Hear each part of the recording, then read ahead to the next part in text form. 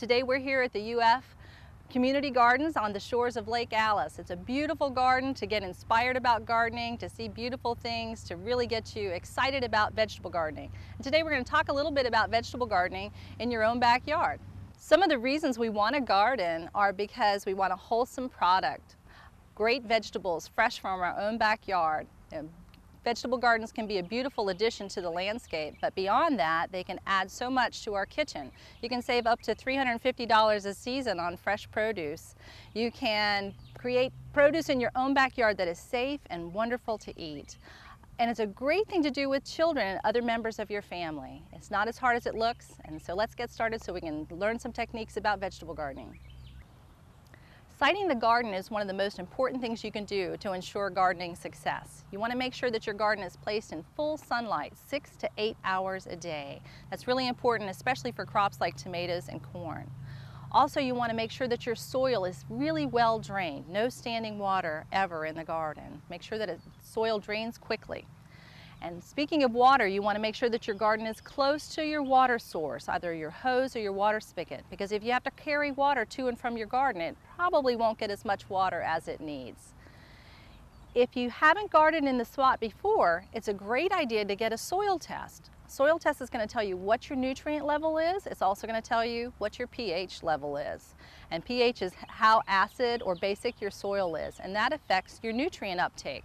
So it's a very good idea to contact your extension office and get a soil test kit so you can figure out what your pH is.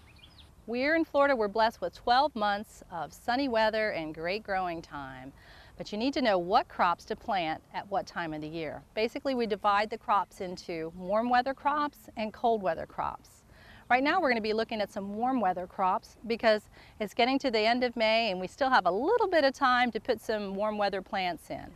Decide what crops you're going to grow and map them out on your plot plan for your garden.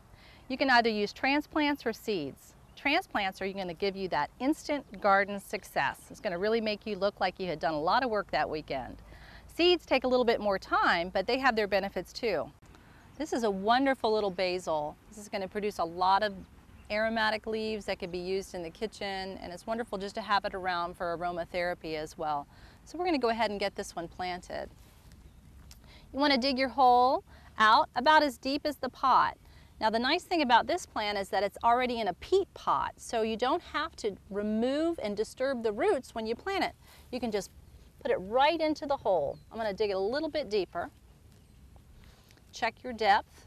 You don't want to bury it too deeply. And gently put the soil around it, and then you can break down that top of the peat pot just a little bit. A gentle pat, not a strong pat, and then we'll come back later and water that in. Okay. Now right next to it, we're going to plant a cherry tomato. Cherry tomatoes are wonderful for instant success, so easy to grow and produce cherry tomatoes all season long. Tomatoes do like to be planted a little bit more deeply. These peat pots don't need to be broken up when you plant them. They can go directly into the soil, so it makes it easy for lazy gardeners like me. So we're going to go ahead and dig this hole out for it, get that planting depth right. Now that's about normal for most plants, but tomatoes want to be a little bit deeper. So we're going to dig this out a hair more. There, we're placed in there. Fill back in with our soil. We usually fill back in right with the native soil. Pat it in. Gently clear that area out.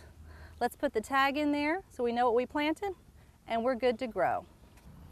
Once the garden's planted, you've got to take care of it. This means watering and fertilizing. The garden should be watered at least 1 to 2 times a week, if not more. We want to make sure that the garden plants don't stress or don't wilt. Fertilizing is also a great idea to keep your plants up and growing. Organic materials like compost and manures should be incorporated into the bed before we get started. And then you want to do a 6-6-6 or a 10-10-10 balanced fertilizer through the growing season, probably every 2 to 3 weeks to keep the plants up and vigorous.